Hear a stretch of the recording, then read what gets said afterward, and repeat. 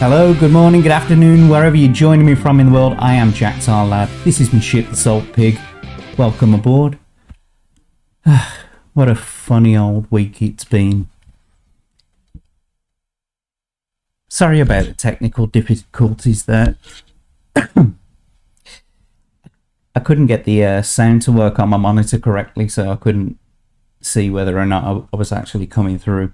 But everything seems to be all right now. Please let me know in the chat if you can't hear me. Anyway, welcome. As I said, I'm Jack Tarlad. It's another Wednesday night broadside, number 8. It has been a funny old week. Right, so tonight we're going to be talking about the Shane Cashman article. Shane Cashman he's a reporter for Timcast News. He works with Tim Pool. And he recently released the first part of a multi-part series of the Chronicles of Eliza Blue. And we're going to go through that a little bit today. We're also going to address Tim Pool himself and his response to his fans, and, well, seemingly. And we're going to talk about his show as well, because it was just all one big... I don't really watch Tim Pool, okay? And I don't really watch his episodes, so I don't know what goes on in them very much. I don't really know what he talks about. I know that Adam Krigler likes to go a bit conspiracy theory, but I didn't realise that that's what Tim's show was about. And so anyway, he's just spouting off all these conspiracy theories about Chinese spy balloons that, you know, could let off EMPs and etc. And it was just... And then what he was saying to his fans as well, we're going to... about him asking him to address the Eliza Blue situation and his response to his fans over that. And also, first of all, which we're going to talk about, because we're only going to hit upon it very shortly, because I want to actually fill the rest of the show with the whole Tim Pool Cashman thing, is digital IDs in the UK. But first of all, I've got this snazzy little feature. It's like, if you'd like to, you know, like, subscribe, hit the bell, you know, and share, comment down below. If you like what you're seeing, please let me know. If you don't like it, please let me know. I want to grow my channel. Thank you to the subscribers that I gained yesterday. I was on Quarter Black Garrett's channel with a bunch of other channel members yesterday, and it was a fun stream. Gained a few subscribers from that. If you don't know who Quarter Black Garrett is, go and check him out. He's does gaming streams. He's been doing The Witcher. He's currently doing Hogwarts Legacy. Go and check him out. He doesn't just do game streaming. He also works for Nerdrotic as well, and he works alongside them producing content. Go check him out anyway. Quarter Black Garrett. But yeah, I gained a few subscribers last night through that. So thank you very much for subscribing. And I guess we'll just get on with it then. So here we go.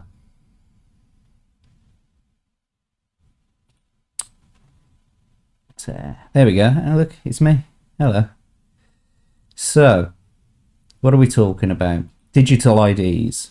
So, if you didn't see earlier, digital ID was trending on Twitter, and so I've got the Twitter page here. Obviously, I'm just going to go through some of these posts so that you can see what other people are kind of saying about it.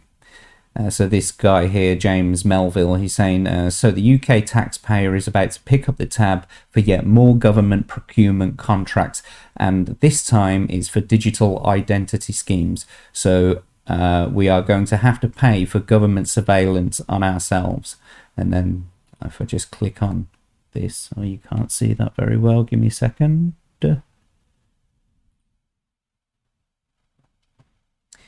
It says UK government to subsidise private digital ID schemes. Private digital identity providers are set to benefit as the Department for Culture media and sport, the DCMS picks up the tab for a substantial proportion of the costs for digital identity in the country. According to responses to a consultation on the trust framework, it will also seek legal changes to make ID as valid as physical credentials. And if we just scan down a little bit.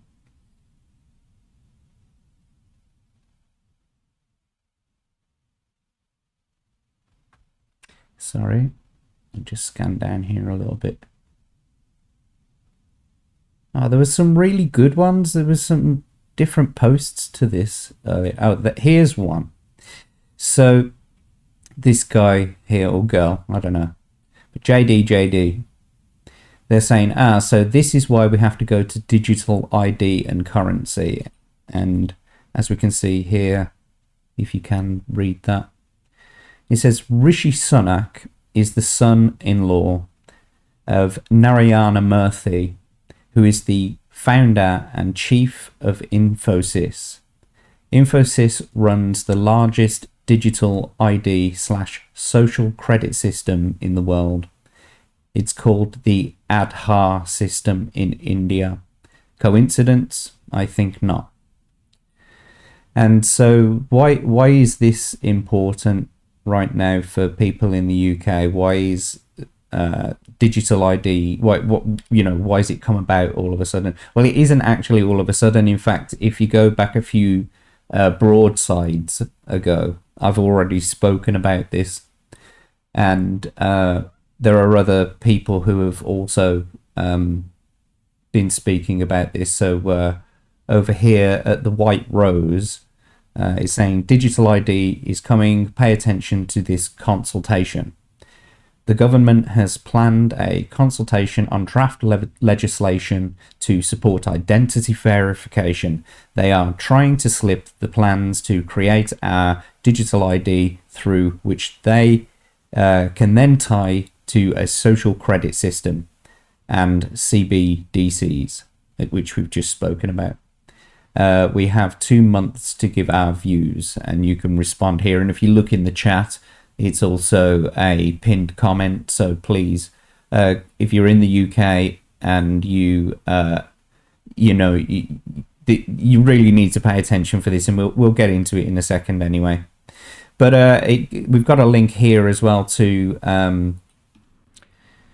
Richard Vobe's YouTube channel, and he speaks for about half an hour about this. I'm not going to play this video, but I just came over here just so that you could see. So it's Richard Vobes, Vobes, and he goes into length about this. But basically, what we need to be careful about is what they're suggesting here is the fact that it could be used for a digital social credit scoring system, and it's all going to be based on what you spend.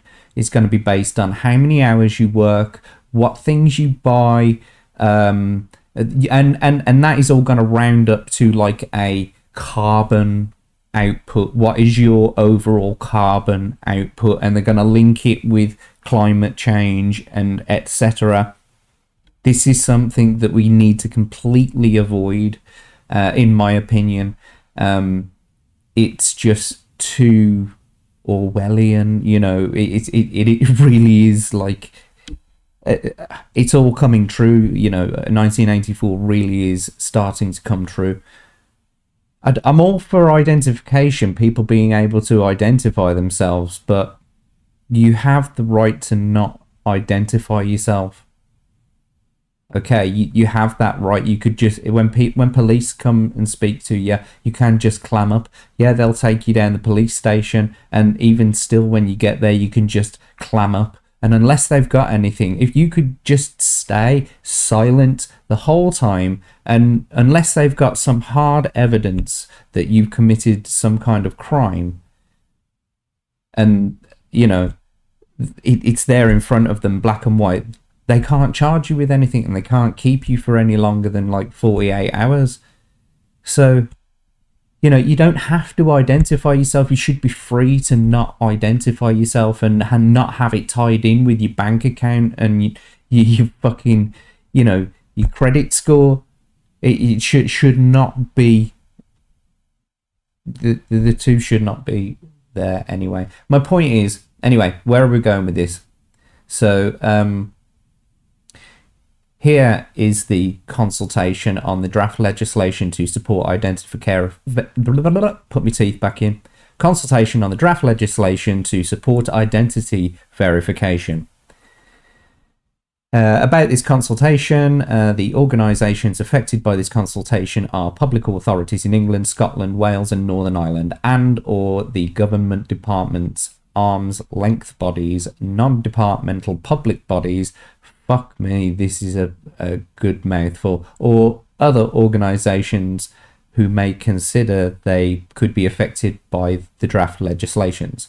Now, what this actually means is that when we're saying that it's a draft legislation, I spoke about it before, it's not like the legislation that they're trying to put it into isn't already there. They're trying to change a certain law at the moment. Rather than create a whole new piece of legislation, a new instrument, that would raise too many questions, that would like set alarm bells ringing. What they've tried to do is use an existing law and just slip it in there, get that law changed slightly, and it doesn't ring so many alarm bells. However, people have caught on to it, and we haven't got very, very long, quite frankly. Let's have a look. It may also be relevant to other bodies that have an interest in identity verification services. These specified organisations are not meant to be exhaustive or exclusive. Responses are welcome from anyone with an interest in or views on the subject covered by this consultation. So anyone in the UK, like Northern Ireland, UK, Northern Ireland, England, Scotland, Wales, you're entitled to respond to this. So we've had since January 4th, 2023, and we've got until March the 1st, and that's when the consultation will close. And like I've said, it's a link in the pinned message at the top of the chat there. So if you do want to go and give your opinion, and do it for you, don't do it for what you think is best for the country. Do it the way that you get true democracy, the way that you get true voting is by you doing it for yourself and not for the rest of the people. Don't think about what you think the country would want or the nation would want. How do you want this to affect your life? So when you go here and you answer these questions on this survey, which you really should just take. I know it seems like a long, arduous task and it's a bit boring, but it's really very important, and I can't stress how important it is that you give your opinion on this subject. Please go away, follow the link, fill out the survey. So I think that's where I'm going to end that segment, because like I said, I just wanted to keep that one short. So we're going to end that there. If you did like that segment, then please don't forget to like, subscribe, click the bell, let me know in the comments, and don't forget to share. Right.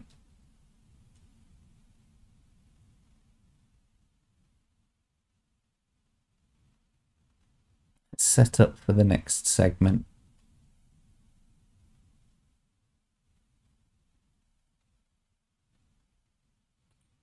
Hello again.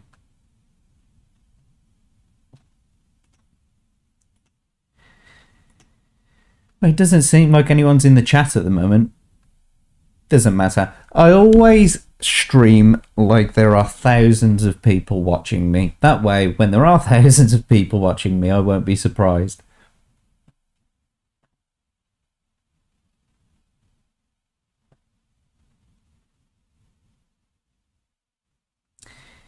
So I am just setting up for the next segment here.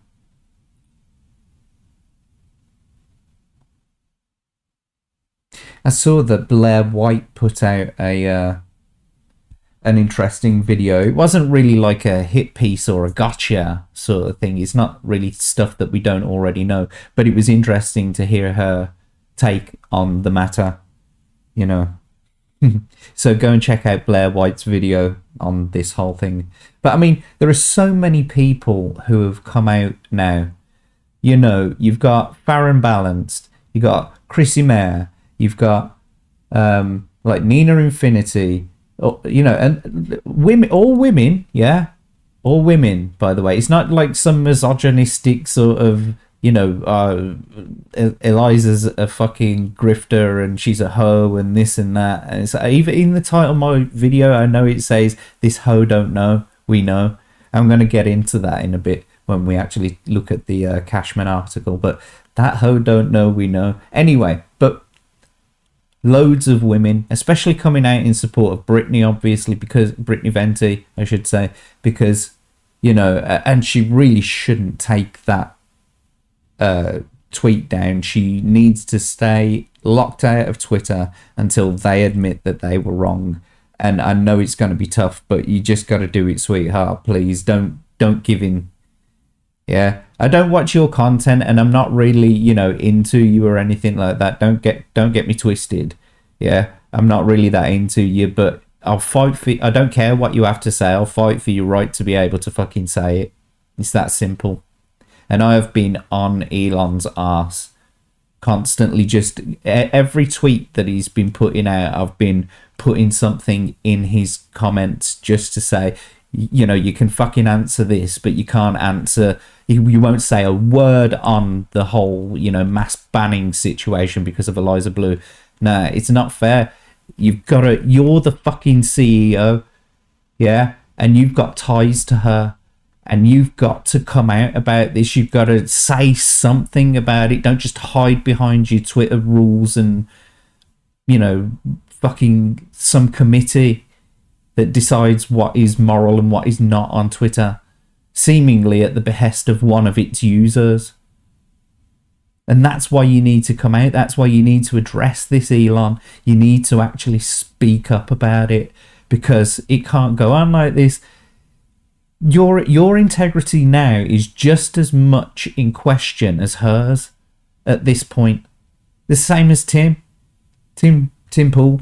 His credibility is almost zero at the moment because of the way that he's responded to this whole situation himself, and people asking him to, you know, just comment on it. Now all that what's come out has come out. I just don't understand the mentality of it, which, you know, and I guess what I mean is, the reason why I don't understand it is because I'm all this time I like to try to take people at face value. I like to give them the benefit of the doubt, and the way that they put themselves across on their social media platforms, etc. You've got to sort of just give them the benefit of the doubt, but then all of a sudden something will come along and you realize that they aren't really the people who they say they are. Because if they were, they wouldn't have contradicted themselves, and in so many cases these people have contradicted themselves. Elon's all about free speech, yeah, but then he's allowing mass bannings on false terms of service violations.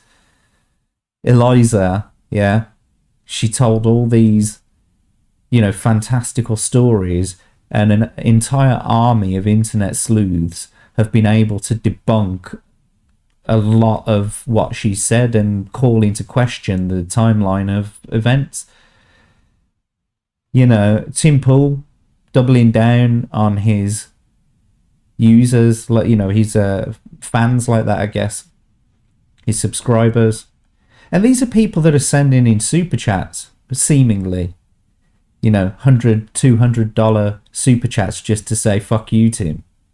It's like, that seems a bit sus in itself. And we're going to get into that right now. So, old Timmy boy. Let's Go back to the full page feed. Old Timmy boy. Timmy, Timmy, Tim. Beanie Baby. I'm calling him Beanie Baby from now on. Here he is. Little Beanie Baby.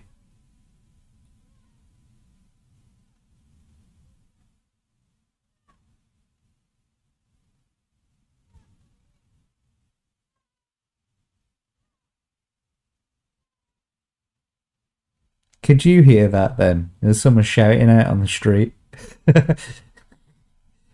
Thanks for spoiling my shit. Thanks. Appreciate that.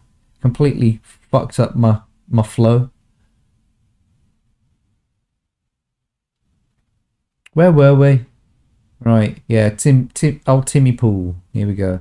So he got Shane Cashman to write this article about Eliza because she'd previously been on the show advocating against human trafficking, etc., doing her advocacy work, you know, raising awareness, I guess.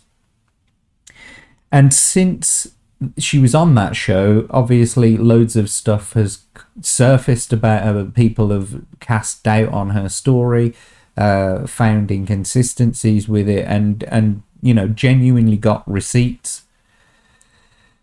And I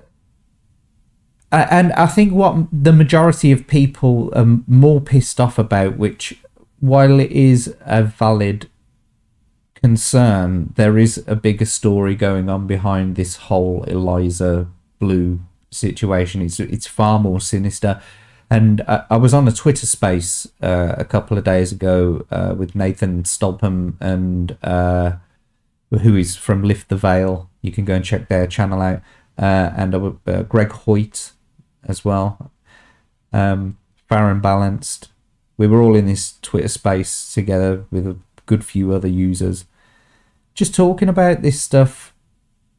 And I went into about how it was a little bit more sinister. It goes deeper into government, and I'm currently writing an episode kind of detailing that. So I'm not going to go into that in this live stream but if you can find the Twitter space, you can hear me speak about it anyway. But it does go far deeper than this, and I think the censorship point is important because it kind of proves that they're trying to shut people up because they need to have this person as a spokesperson to get it out there. I almost feel like she's a patsy. I almost feel like she kind of half believes and half doesn't believe what she's saying. It's almost like she doesn't believe what she's saying, but she's trapped in something where she has to continue to keep up the pretense. Because at this point, after everything that's come out about her, how can she try to keep up the lie? And more to the point, her definitions of what her suffering are not what everyone else thinks. And my point to that is, if she truly believed in what she was saying, wouldn't she come out and just say, yeah, this is what happened to me, blah blah, you know? And then people would turn around to her and say, well, that's not human trafficking. And then because she believes it so much, wouldn't she then be turning around and saying, no, it is human trafficking? I mean, when I became a survivor, when on my survivor journey, these are the things that were taught to me. This is, you know, I was shown that was abuse, that this was human trafficking that I was a victim of. People told me. And that's the problem. That's where it leads to, is that people told her that she was a victim of this and that certain things in her life were human trafficking, when that definition seems to be a little bit more perverse now. And I don't know why they're trying to do that. It might be, in my opinion, it might be to try to drum up numbers, statistics, because, you see, I'm going into it now. I said I wasn't going to go into it. I'm not going to go into it. We're supposed to be talking about this Cashman article. You'll have to wait for my video. Yeah, wait for my video. I'll put that out soon. Don't know when. Not finished it yet. Not finished writing the script, so I haven't even filmed it. But don't worry about it. Anyway, we'll start this segment again. So, Tim Pool got Elijah Blue on his show one time, and she was being an advocate for, anti-human trafficking.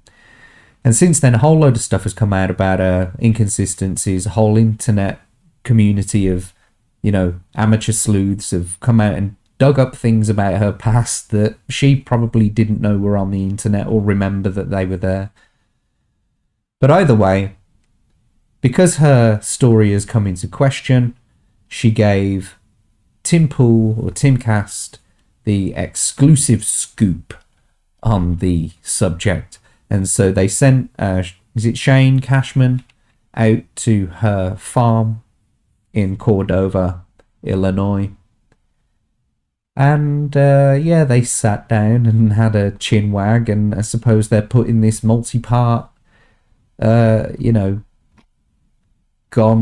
journalism article out, right? And that's a laugh in itself, that is, right? So here we go. Let's have a look.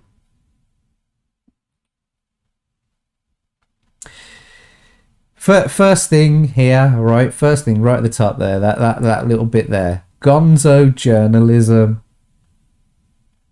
You see what I mean about bending the meaning of words? As we go through this, I'm not going to go through it word for word because it's so long. You wouldn't, if you haven't read this, you won't believe how fucking long it is. Just to say what you could have said in a couple of paragraphs. But no, he thinks that drawing out a story is equivalent to gonzo journalism. Okay, that's a fucking joke because, right, the father of gonzo journalism, obviously, if you know, it's Hunter S. Thompson. He is the father of gonzo journalism. The way that he used words, his use of simile, of hyperbole, of metaphor, and of truth, it flowed like poetry. And he was so articulate. And it's music to the ears. I've read all of his stuff. I've listened to his interviews. I've studied that man. I wish that I had the talent that he had. Even someone who feels like that they can write a story, I am nowhere near as talented ever as what that guy would be, in comparison to me. He is just the king. And this article reads more like a high school senior English assignment, okay? So we're going to go into it anyway. Gonzo journalism, fuck's sake.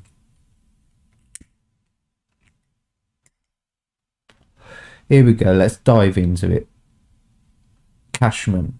Eliza Blue and the perpetual trauma machine. Oh, God. At this point, sweetheart, the only trauma that you have caused is for yourself. Okay? On what we talk about when we talk about abuse, survival, big tech condemnation, and human trafficking. It's published on February 6, 2023.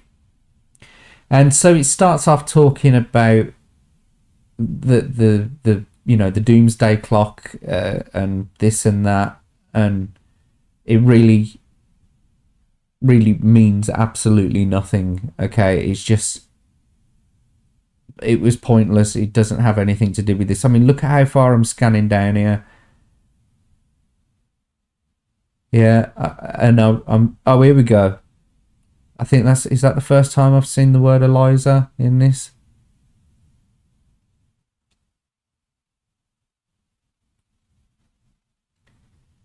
So it's describing how they first met in person once previously, happened to be guests on timcast on January 7th, 2023. Eliza began that episode by reading statements from women who claimed to be victims of Andrew Tate. Tate had recently been arrested in Romania for accusations of human trafficking. Yeah, okay, we know all this. And this is the problem. It's like, at this point, we already know what has happened.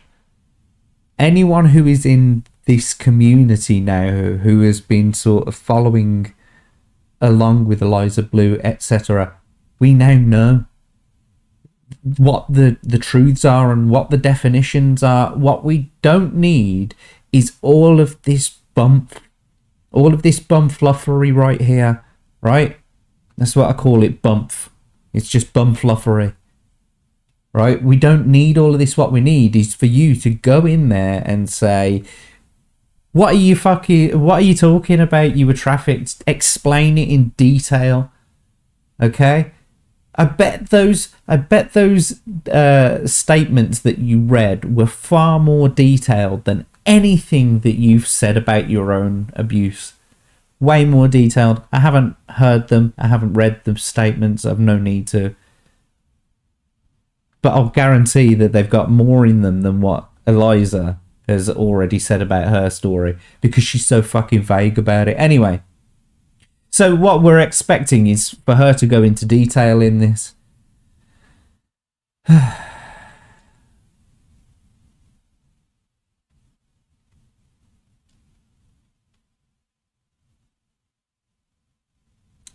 Oh, and she's talking about God an awful lot now, and I mean, that's fine if you found Jesus, you know, you do you. You know, lots of people find, you know, the Lord, I guess. And so good for you if that's what you want to do. But it does kind of feel a little bit like you're, you know, trying to curry favor with other people, especially Christians, and maybe even Kanye West, because, you know, he likes God too. And you did say that you wanted to get in with him. You have been planning on, you know, collaborating with him. So best of luck with that. You know, good for you. You two deserve each other almost. And so then he's going on here about how he's suffered some, you know, abuse online for going down and doing this article. Here's one comment that says, this is a litmus test for Shane Cashman. He's a knob-gobbling fluffer. The internet is watching. Shane is a clown. He is a fluffer boy. This will destroy his career. He has no integrity. He's cringe as F. He's got hard on for any woman who love bombs him because he's never experienced this amount of love. He shouldn't talk to grifters. All of Twitter is watching. He's unprofessional. He's just a fiction writer. And he says about that, fair enough. And so we're still going on and on and on. He's talking about Eliza picked me up in her father's car. We drove to the world's largest truck stop in Iowa 80. 24-hour truck utopia. Ooh, don't use that word. Oh dear. That was a poor choice of words, considering what she's been... My utopia, kids can fuck adults. Oh, Eliza. Poor woman. Why would you say that? And she's going on about like it's some like fucking libertarian thought experiment. You're saying that's your perfect world without like police and stuff like that, where the community can come together and you, in your utopia, the community can come together to agree whether an underage child, you know, can have sex with an adult consentingly. Why would you even say that, you dipshit? Anyway.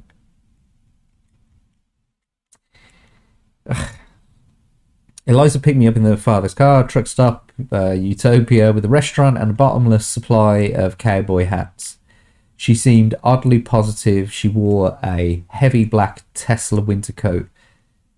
Where the fuck did you get that coat from, love? Eh? We know that you got some. Well, I say we know. We're assuming that that Tesla car that you got was, given to you by Elon. Yeah, fair enough. But and only the employees got Tesla coats. I mean, you said that you hadn't met Elon in person. So who are you meeting from Tesla that's giving you coats? Hey, who are you meeting? See what I mean? It's just none of it makes sense. You're just bullshitting. That's what it sounds like. It just sounds like you're bullshitting. And that's a flex anyway. You knew precisely what you were doing by putting that Tesla coat on. Don't lie about it. You know precisely what you were doing.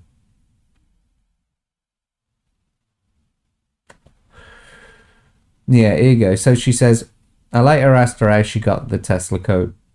All of my Tesla gear was given to me by a friend. He worked for Tesla. We've known each other for 2 years before all this happened. My old winter coat was finished. I pulled out the Tesla coat this year because it's what I have. Okay, if you say so, love. I'm not going to argue with you about this kind of shit. It's really not important. But it's just, it begs some questions, that's all. And so he's asking her how she defined human trafficking, and so she responds with force, fraud, or coercion for the sale of labour or sex. Anyone under the age of 18 engaging in any commercial sexual activity for goods or services is a victim of human trafficking. That's not entirely true. That's just child prostitution. Okay, that's what that is. It's child prostitution, and it is illegal. There ain't no doubt about that. It is illegal, but it doesn't come under your banner of human trafficking. I've read your fucking laws. Okay. She rattled it off quickly, he said. Under 18, she said, is automatically a victim of human trafficking. So in your utopia, yeah, you would allow this. That's what you're saying in that other video. Yeah, where you're saying that in your utopia, the community can come together to traffic this fucking person, this child. Yeah? Okay. How did the traffic... So this is what... We're finally into it, right? On the side here, my scroll bar is a third of the way down the page, okay? It's a third of the way down the page. I lost where we were. There we are. So here we go. How did the trafficking start with you?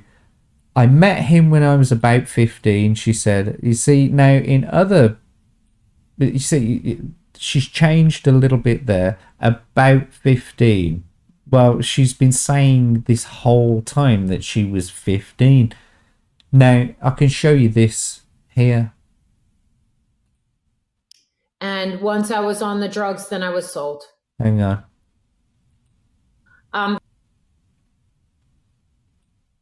And met a photographer there.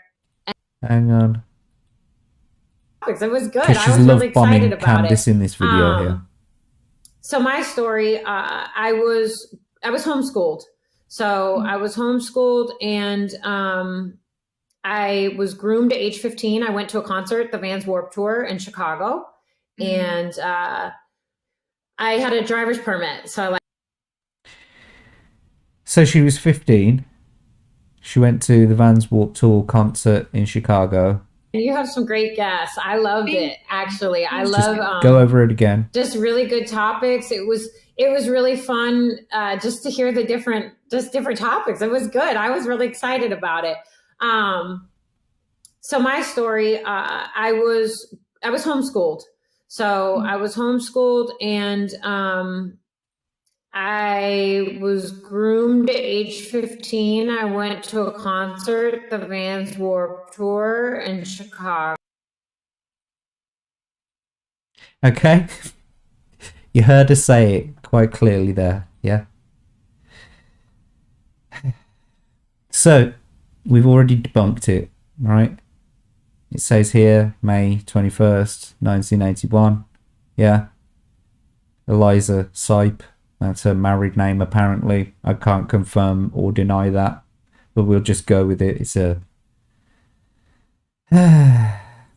So, we know that she was 15 in 1996. Vans Warped Tour concert didn't arrive in Chicago until I think it was 18th of July 1997. So we've debunked that. She was not 15. Okay, let's just focus on that for a second, because she had time, right?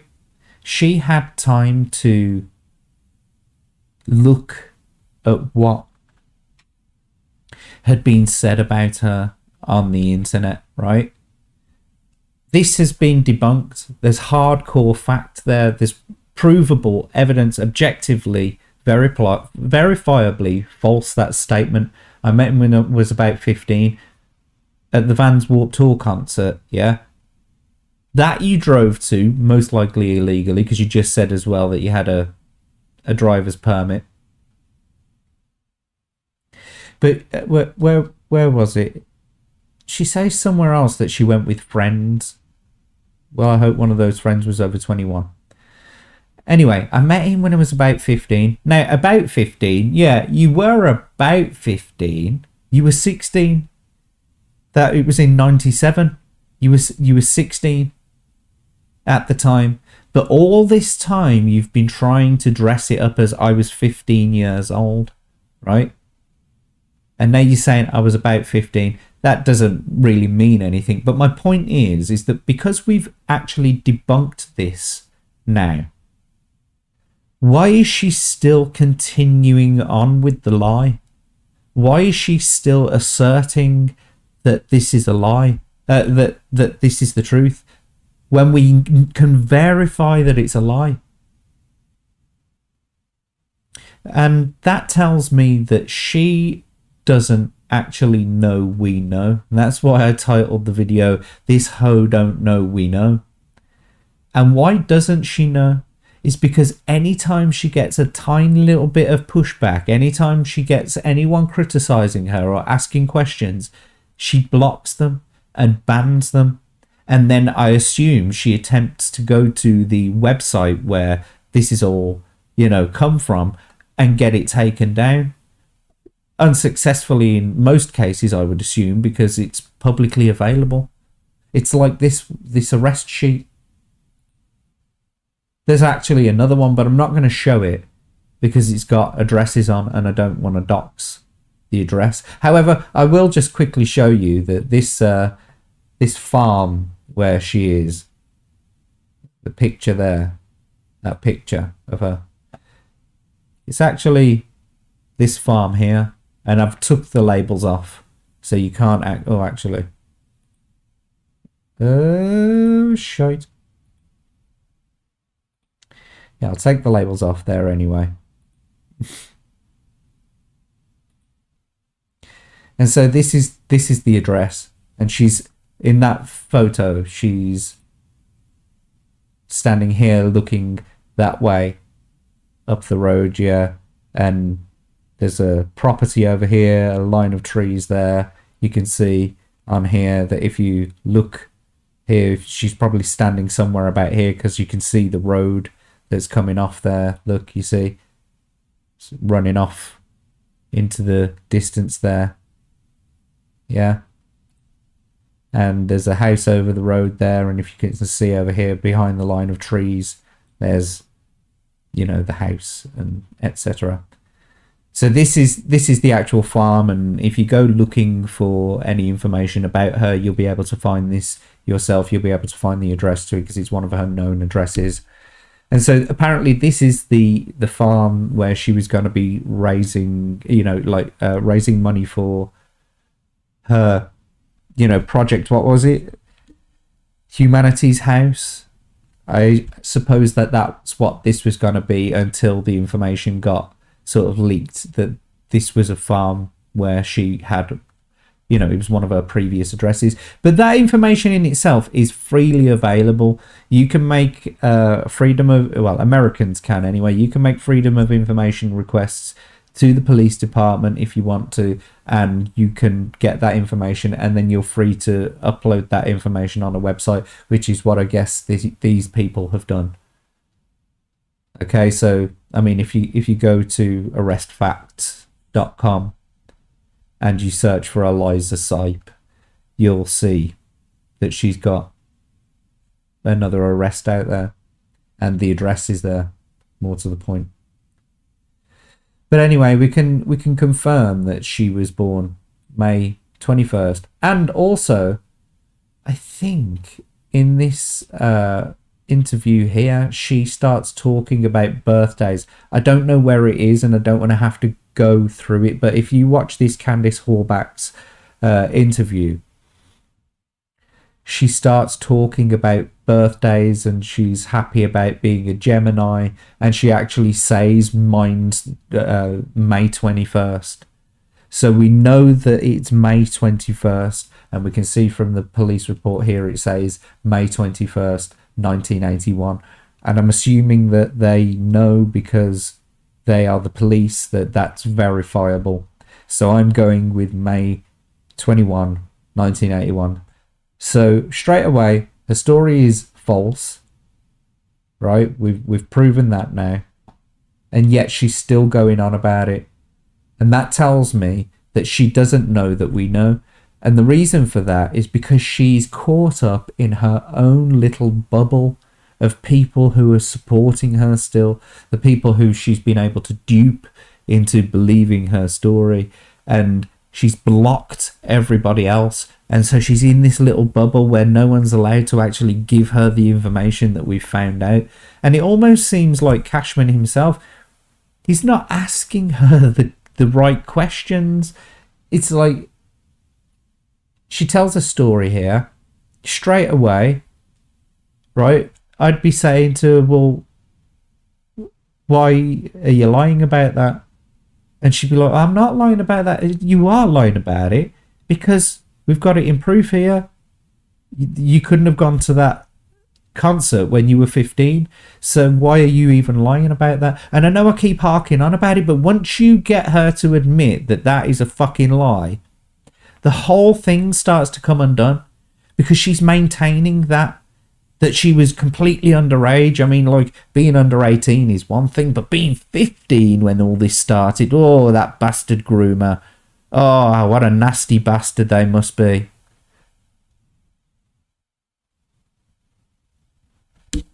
Sorry, I was just checking the chat. Actually, I'm going to take this moment to have a little drink. And if you enjoy coffee, then you can always drink some Geek Grind coffee.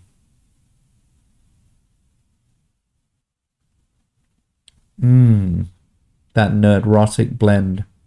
So tasty. I use my Kriegler coffee for my enemas. Best enemas in town. I drink my nerdrotic coffee.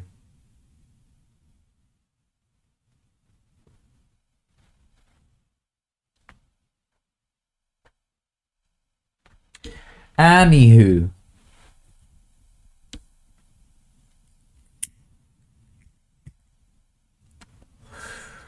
So, where? Concert out here. Who was he? A photographer. That's all she ever says. Can you name him? I can't. Why? Legal reasons. What fucking legal reasons? Why? What is the legal reasons? Is it maybe because... And look, I'm not going to actually even go into theories. So we're going to come back to that. I said, I knew she wasn't going to name names. She said as much to me on timcast. I had insisted multiple times that naming names would be one of the best ways to be clear, to clear her own. Hang on, what? I had insisted multiple times that naming names would be one of the best ways to clear her own. Okay, I get it, yeah. It would allow me and other journalists to do more digging into the story. The lack of a name, the lack of transparency doesn't help. Okay, fair enough. You've gone into that with her.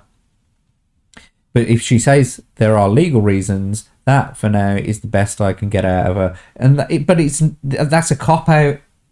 You can still turn around and say, what legal reasons? What are you citing? What law are you citing that you can't talk about it for? That you can't name this person? Why did you leave for LA? I asked. Once I had a permit, I was out of here. Are you saying that you had a permit when you were 15? Okay? You had a permit. You went to the Vans Warped Tour concert. You drove 2.5 hours from Cordova to Chicago, right? To get, groomed by this photographer. That's what you're saying. But that's not true. You had a permit. What you're saying here is, once I had a permit, I was out of there.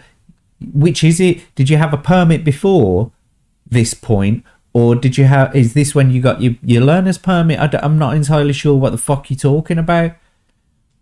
What was the relationship with this older guy? He groomed me. Grooming how? Finding out my vulnerabilities, what would make me leave my family and come out to LA. He knew exactly what to say. I was probably the easiest mark they ever had. Bruh, don't lie. What are you lying for, fam? This was not what you're making it out to be.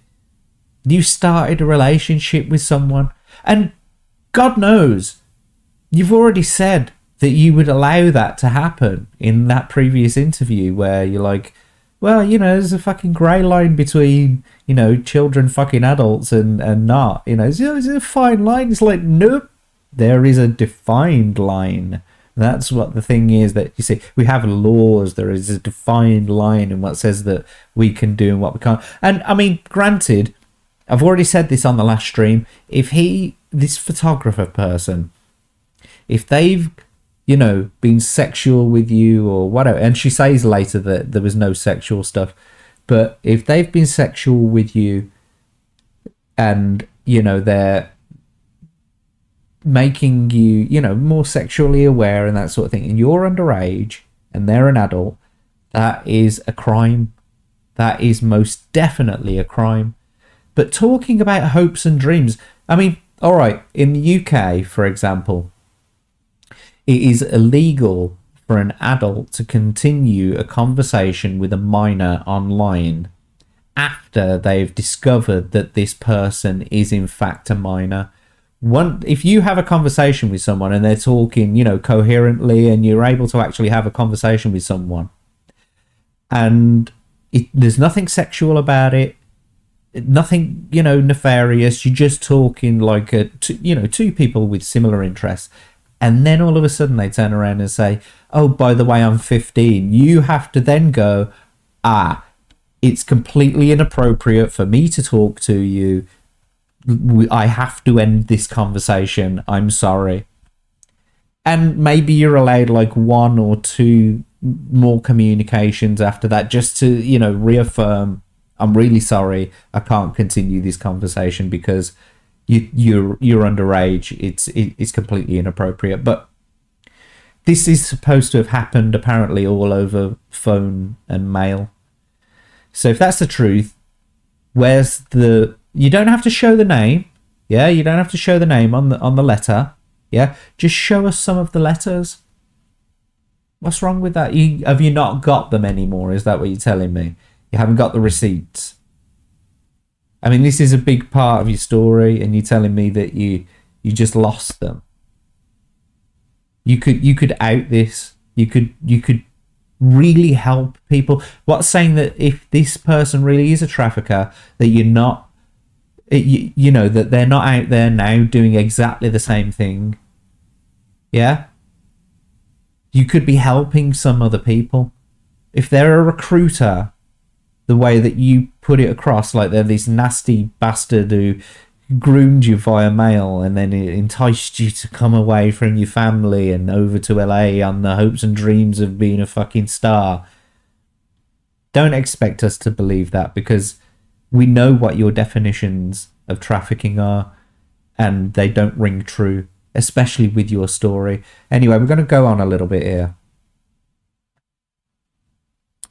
So, no, it was all about the dream world, the opportunities, which were promises of modeling career, rock star stuff. And how old were you? 15 when I met him and 17 when I moved to LA, she said. He knows your age at that point from the beginning. And she says, yes.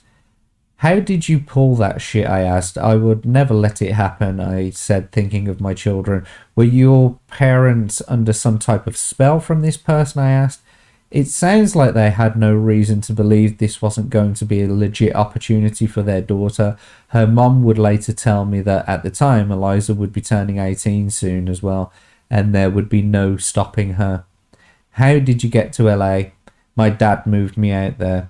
Okay, so previously I'd said that it was just like this fucking sort of situation where it was like Tracy Chapman's Fast Car, and it's like, you know, it's this idea of, you know, this boyfriend and girlfriend getting together, and they're talking about, you know, getting away from this, you know, where they are to somewhere better, having this dream. That's the way that I am picturing her, you know, thing. But apparently here she's saying that her old man, he took her out there. So this is new stuff, by the way. This is not stuff that we were privy to previously. So, you know, any sort of assumptions that are made are solely based on the information that is released at the time, and you know, the best that we can sort of make of the situation.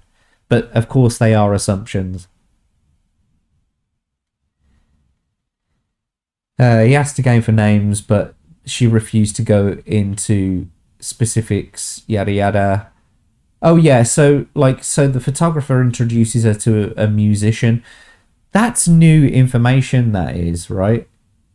She's turned around this whole time and said the photographer was the one who, or she's insinuated at least, that the photographer was the one that facilitated the deal where she would be sold to another man for $500. Now, as she goes on to explain in this article, because I have read it already anyway, as she goes on to explain in this article that the photographer introduced her to this musician, and this musician sort of like, you know, got her on beer and then started smoking. And this all happened over like 48 hours of her getting to LA. Yeah. So this photographer's introduced her to this musician, and so this musician has then started giving her beers and drugs and stuff like that, and apparently she gets hooked to crystal meth, which is what I'm assuming it is, because she calls it ice, and that's crystal meth.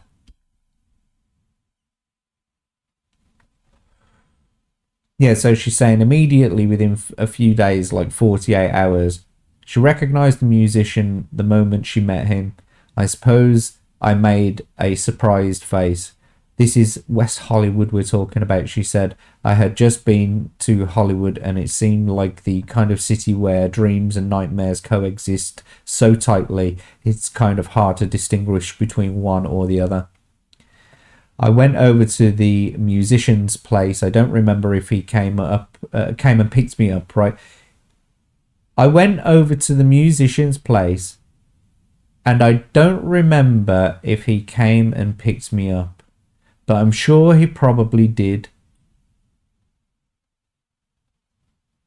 Why don't you remember that? It's an extremely important part of your abuse. Why do you not remember the journey between the photographer and this musician's place? You can blame brain fog only so far, especially when you go on later to explain almost in detail the person who sexually abused you, who you were sold to, the bedsheet color, etc. Okay? So, do you remember what you were thinking at that moment? My dreams were coming true. So you can't remember if he picked you up, but you can remember that your dreams were coming true. Okay. Did you not feel any sense of dread being away from your family, being with these people? She says, I was in a dream world. Up until that point, I didn't even know that evil was a thing that happened, because she's like a farm girl. She lived in like rural Cordova, Illinois. So she's just like some dumb farm girl, I guess, who goes to Vans Warped Tour concerts and gets groomed by photographers at, age 16, by the way. I know it doesn't make it much better, but it just proves that it's a lie. She wasn't 15, as she's been bragging all this time. Did you, yada yada, in a dream world. You didn't learn about evil from church, I asked. I understood that her father went to seminary school in Denver and that religion was important to the family. I did not understand what evil was until LA, she said. That barn, I wonder where that is. Because this, unfortunately, Google Maps haven't actually made this 3D yet.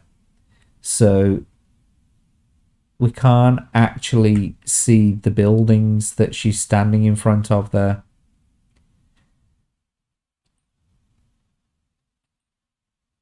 So it kind of looks 3D from the top here. I'm assuming it's like this side of the house. I'm assuming it's here looking onto that there. Let's have a look.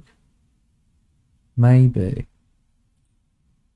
Or maybe this part of the property is linked as well. But I don't see any other barns around. It looks like this might be a barn conversion. Same profile on the roof, that sort of thing. Oh, no, it isn't actually, is it?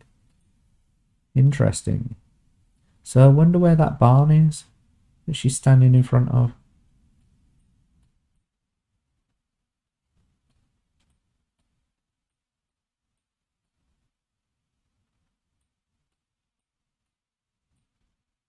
Huh.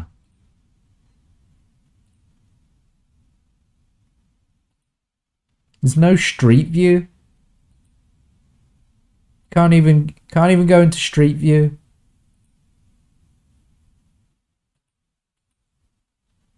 Get out of here. How come you can't go into street view? What you telling me Google's mapped the entirety of fucking the USA, but they haven't mapped Cordova? Come on, give me a break. This is bullshit, man. Google, you need to sort your shit out, mate. Yeah? This is bullshit. This is horse shit. Well, look, we were just on that property just a second ago. We were looking up here, yeah, at this one. We can tell it's that property. So where this fucking barn is, I'll never know. Okay. Let's have a look. I asked, I went to blah blah seminary school, important to the family.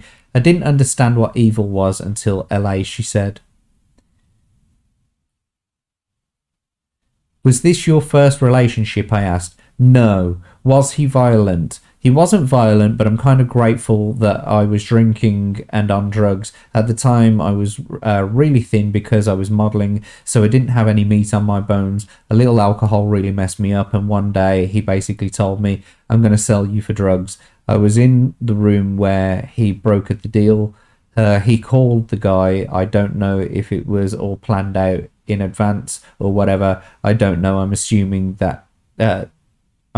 this is a thing they did. Okay, so you're making assumptions about stuff. He's still being pretty fucking vague about the whole thing, right? So first of all, where has this skipped over?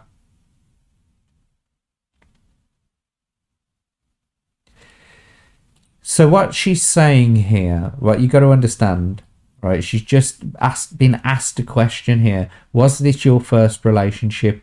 No, she says. So what she's saying is that this was a relationship. Now, What I'm confused about is it a relationship with the musician, or is it a relationship with the photographer?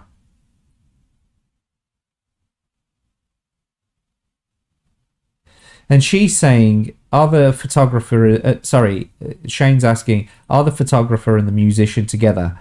She answers, like physically? I mean, are they like a team? And she's like, do you think I know that? She said with some hostility. She's like, do you think I know that? So, well, yeah, well, what do you think? That's what you're, I assume that's what you're insinuating. Because you're saying that the photographer is a recruiter for this guy, by the sound of it. And that isn't the story that you told previously. Apparently, the photographer was the guy, and he was a high-profile athlete, not a musician. All this time previously, you've been saying it was a high-profile athlete. In fact, let's just go and see what she says here. Let's just switch this back on.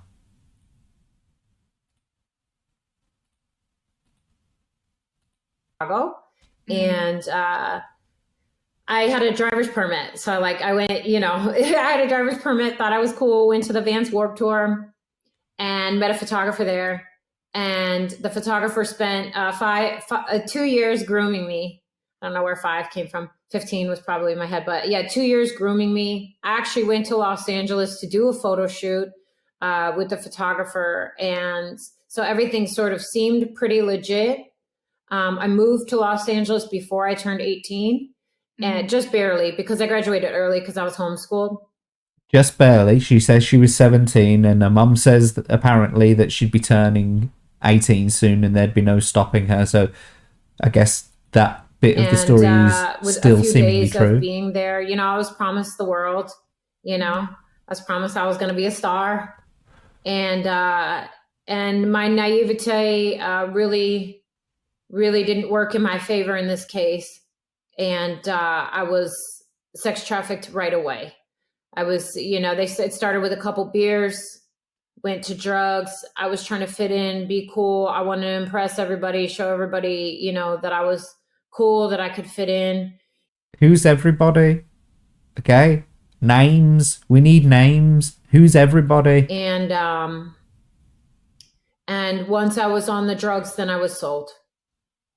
Once you were hooked on the drugs, you were sold. Oh. Okay, so there's been no delineation there between her being picked up by this photographer, sold a dream, and then within 48 hours of her being in LA, she's sold.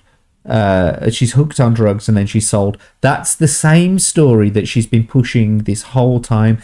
Now she's adding these little bits, these extra bits in, like there was a musician. Right, and I know I'm only using this one example here, right? But there are other videos where she's explained in other detail that she was trafficked by some high-profile athlete, okay, that she won't name, and people are saying that it was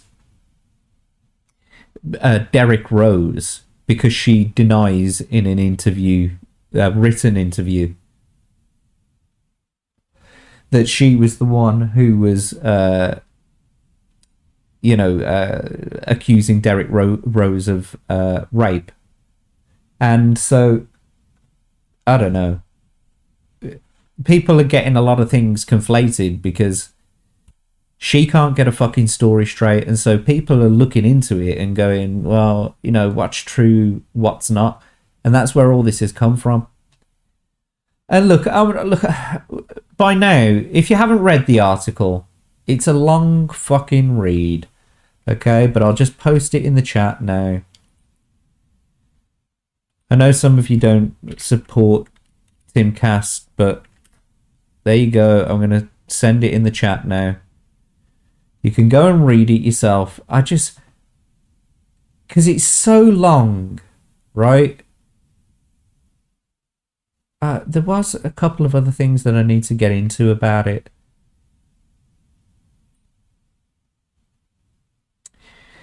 So she talks about going and how does this all end for her, basically. Let's just finish this story.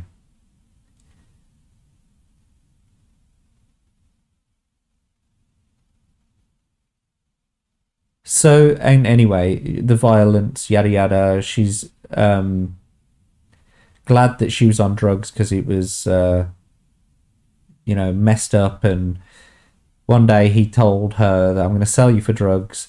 I was in the room when he brokered the deal. He called the guy. I don't know if it was all planned out or in advance or whatever. I don't know. I'm assuming this is the kind of thing that they did. And you considered this a relationship, he asked. I probably would have thought that, but I wasn't used to male relationships, not like that. Did sex with him come into place before all of this? It was clear there was no choice, she said. The thing is, I hadn't come from that. That wasn't a part of my lifestyle. When he called the buyer, were you thinking anything like, what the fuck is this phone call? No, I was just told we needed more drugs, so we're gonna sell you. And I was like, holy shit, I'm a child prostitute. I was embarrassed. I knew immediately I would never tell anybody about this. The musician dropped her off at the house in the Hollywood Hills. Can you describe this man, the buyer? Old, fat, ugly. I could probably recreate pieces of his room. It's weird what your brain remembers. His bed was red, but not blood red. It had a blanket. It was a really nice place, and there were multiple people living there. Were they there for you too? Not for me. They came and went. Lots of drugs and alcohol. How long were you there? I can't say. Maybe days, a week. Were you on drugs? I asked. Yes, thank God. It was not a pleasant experience, she said.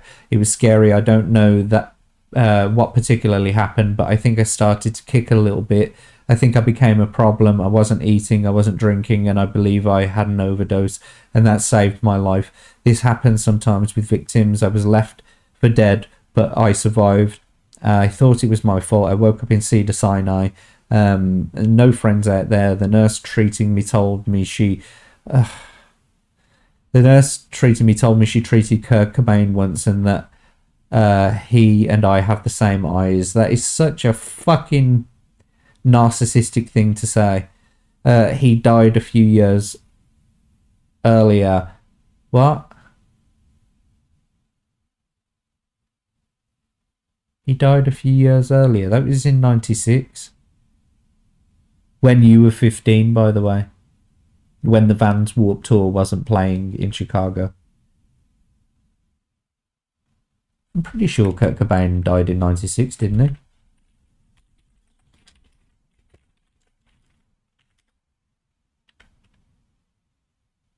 Oh, it was 94? Fucking hell, girl. It's 6 years ago at this point. Five years ago at this point, because it's 1999 you moved to 1999 you moved into LA just before your 18th birthday.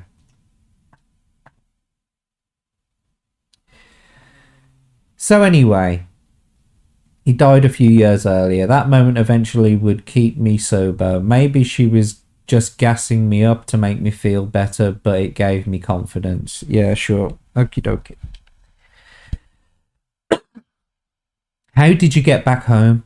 My parents bought a plane ticket. Somehow they knew. Okay, well, it's usually, you know, commonplace for a hospital to call your parents up or the next of kin, figure out who that is, talk to the police, who is this person, where did they come from, all that kind of stuff.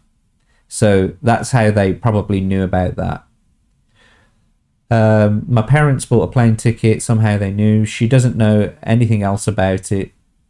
When my dad dropped me off in LA, I think I had blonde hair, and when I arrived back, I had jet black hair, everything. So look, no, sorry, right? We've just been over this, right? You've just said, where is it?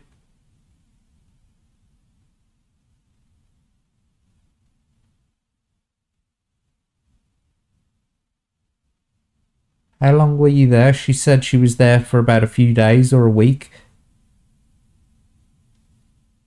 So this all happened within like a week of you getting there. That's what you're telling us here. And then like a week later, you're having an overdose and you're in Cedar Sinai. What are you talking about? Apparently, this was, in other interviews, this was abuse that continued for years. This was a trafficking incident that involved multiple years, so much so that even I thought that there could have been a possibility between the year of 1999 and at least 2001, so 2 years, where you could have potentially been trafficked, and that you were a child prostitute, and that you were constantly, well, at this point you wouldn't have been, because you'd have been 18, you'd have just been a prostitute. But nevertheless, you're telling us that this went on and on and on. And in this interview, you're telling us it happened over a fucking week. What are you talking about?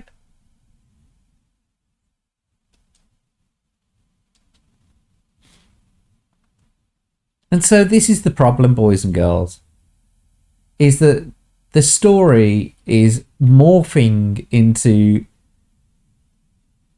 this whole fucking... And she says she tries to go back to him later. Oh, trauma bonds, this and that. Oh, fuck off.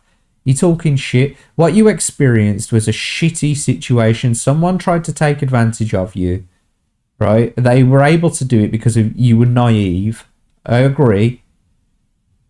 If you were underage when these people were having sex with you, then that is a crime. I'm not saying it's not, right? But what I am saying to you is that you're over-exaggerating, and people shouldn't believe you. I know that they say believe all women, but now you won't come out and say, look, I have been, since this story has come out, I have read and watched videos of survivors of human trafficking, not just sexual exploitation, obviously other things like work exploitation, child soldiers, all those kinds of things. And I have listened to the way that they were manipulated, the way that they go into detail about everything that happened to them, even the ones that were drugged up.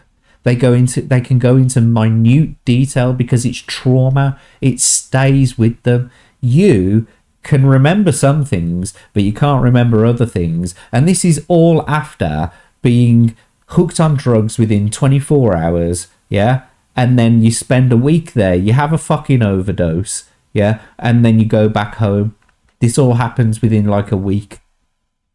And your hair's jet black. You went there and your hair was one colour, you come back and your hair's jet black. In a week. Okay. So you dyed your hair that week when you got there. I don't know what's this fucking bullshit story that you're trying to spin? Who do you think you're fooling, man? It just... I don't know. I don't know why she's still continuing on with this. So, anyway, obviously, so this is a timcast article, and he was on his show the other night.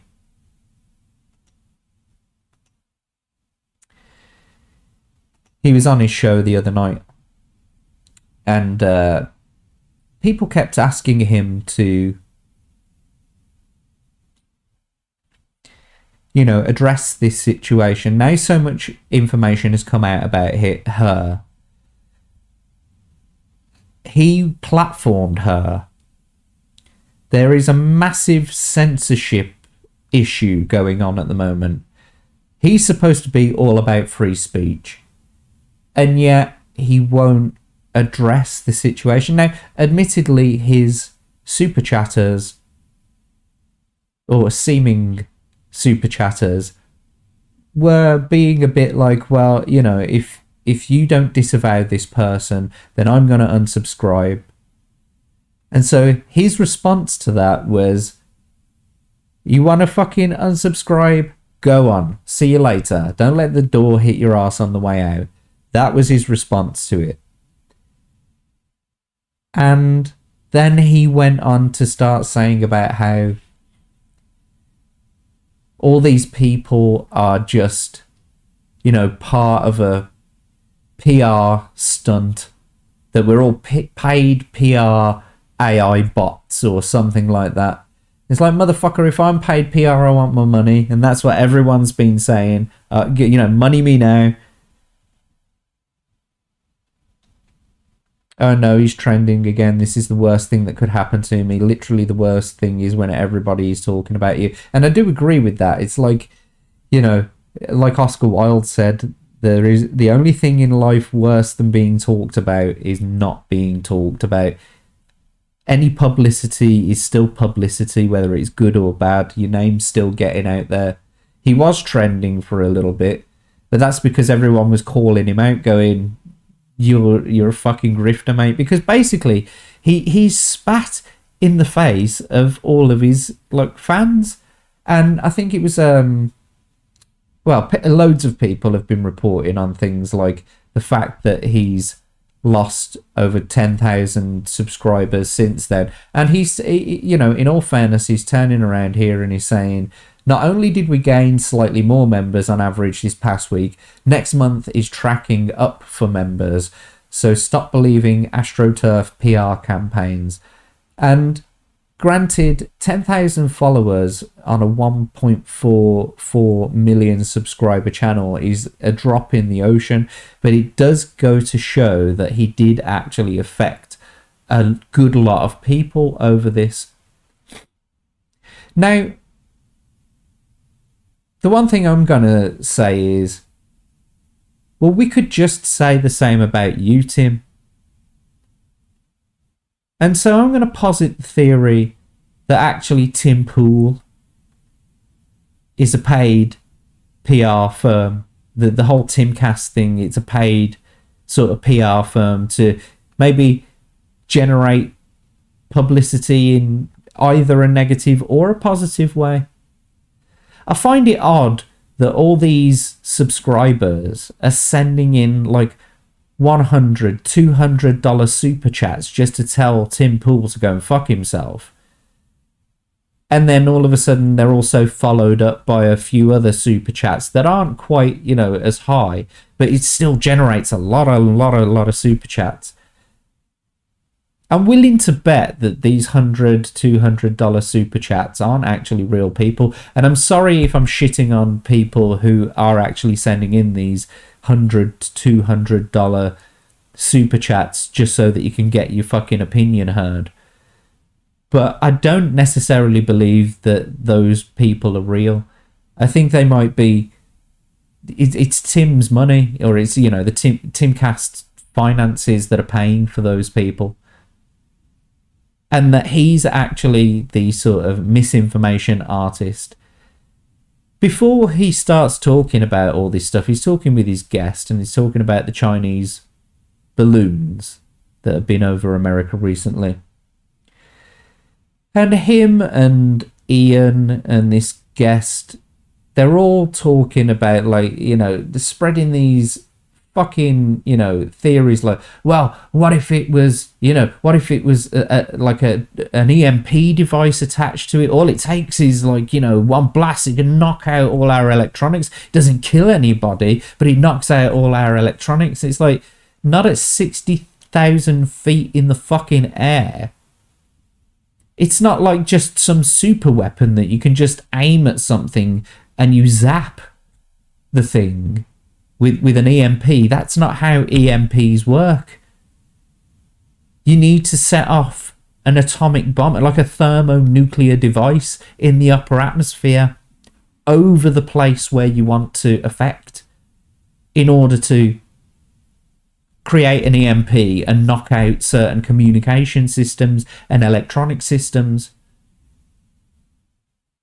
You wouldn't put it on a balloon 60,000 feet in the air. You'd fry everything on the ground. So you might as well just nuke us. Do you know what I mean? You might as well just nuke the US if you're going to do that. Is that what we're doing? We just send in balloons so people just idly look up at them and go, oh, what's that? And then all of a sudden it's a bright flash of light and we're all doomed. Is that what you're seriously suggesting? You're chatting shit. And so he started talking about this PR. We're all PR bots, yeah? We're all PR, a paid PR firm, or we're AI bots or whatever. Because the lady doth protest too much, I think.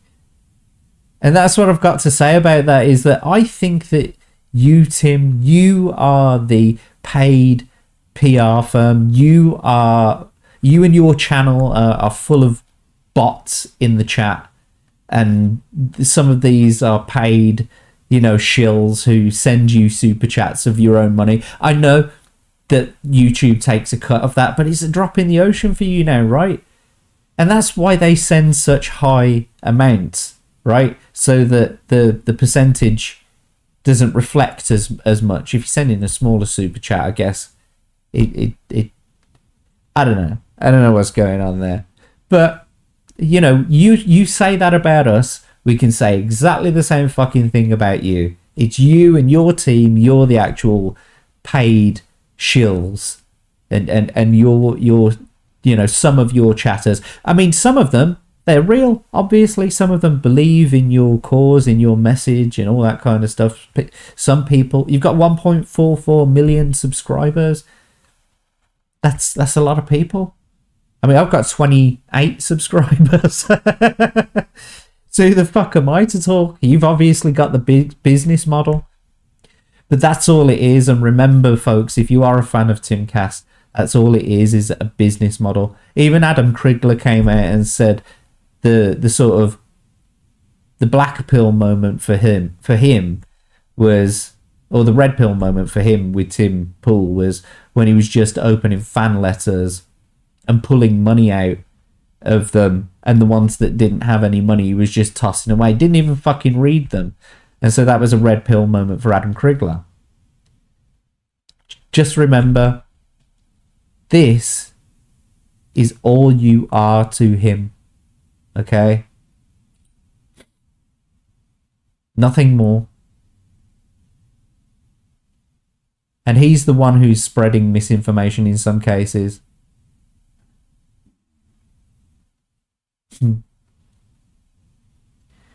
Everyone is trying to date you. I don't think that that's true. He's saying this is so true. Oh my god, everyone is trying to date you. Sorry, Tim, no one is trying to date you. I'm not trying to date you, for one thing. I mean, look, take the beanie off. Let me see you without the beanie. I've taken my hat off before on other streams. You take your beanie off. Let's just see how serious people think you are when that face that they're used to seeing mixed with the boldness. I know it's sad. I know it's like sad to have to say this, but people don't take you so seriously. You look much younger with the beanie on, and people take you a little bit more seriously. And I understand why you have to wear that fucking beanie, because otherwise people won't take you as seriously, because it looks ridiculous.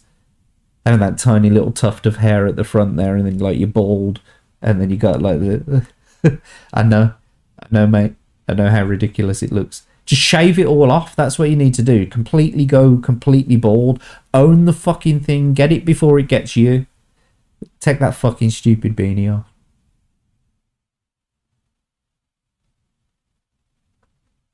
Anyway, I guess that's where I'm going to leave that segment. Poor old Timmy boy. Major copium. So anyway, if you did like that segment, don't forget you can please like, subscribe, click the bell, share the video, all that kind of stuff. Snazzy. Anyway, it's 20 to 10 here.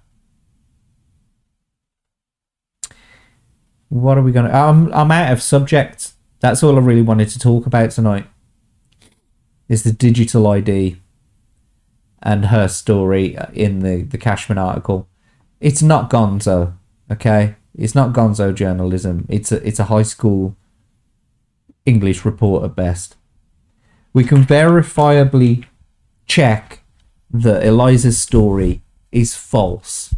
Okay? We've just proven it again. Yet she's still maintaining this whole thing, that this whole story, this whole narrative. And people are way past it now. We've figured out the truth. But like I said, it does go much deeper than this, and I am going to be releasing a video based upon the research that I've been doing about it. It goes deep into government, it goes deep into the funding that's being provided, policies being made, all that kind of stuff. So please stay tuned to the channel, and you know, soon enough the video will come out. Me personally, I'm waiting with tenterhooks about Fair and Balanced documentary regarding all this stuff. So if you don't know who Fair and Balanced is, you can go and check her out on Twitter, and she's also got her own YouTube channel, which I'm sure is in her bio. Go and check her out. I think she was described recently as the dollar store Nancy Grace. Cheeky bastards. It was Ella Irwin, wasn't it? Ella Irwin was the one who fucking named a dollar store Nancy Grace. It's fucking cheeky. She's good, man. You know, she's good at reporting. She's good at what she does. She's got great opinion. She's far more articulate than me. I was going to say autistic then. She's far more articulate than me. The way she puts herself across. Why have I been unfollowed from Libs of TikTok and Project Veritas? Why am I having to refollow them?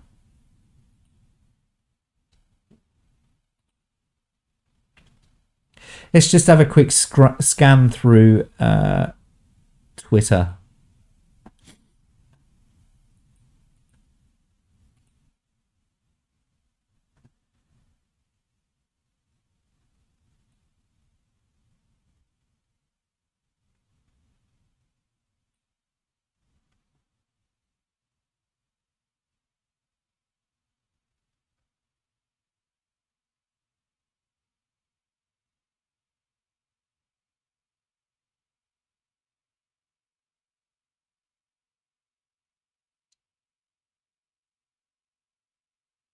There's really not that much going on.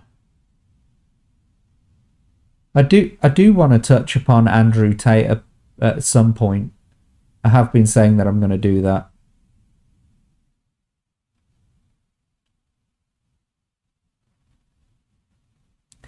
And also talking about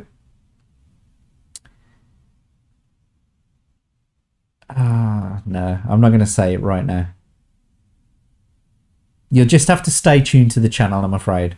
You just have to stay tuned to the channel. I am going to end it here, actually, though. There's not really much going on Twitter at the moment, and I'm out of subjects. But if you have been watching, thanks for joining me. It's been a good little laugh. I'm trying to arrange to do a gaming stream on a Monday morning, British time. As I've said before, I'm putting out the YouTube shorts and chopping my videos up into little segments, etc. And so just, I guess, keep an eye out for those sorts of things. Don't forget to like, comment, subscribe as always, and, you know, share the videos. If you can check me out on Twitter, it's just simply @JackTarLad. You know, come and look at some of my Twitter rants. But I guess until next time, next Wednesday for another Wednesday night broadside, have a good night, everybody. Don't get too engrossed in all this Eliza stuff. It's time to start seeing some better news, eh? But anyway, thanks for joining me, everyone. It's time to say goodbye. Have a good night.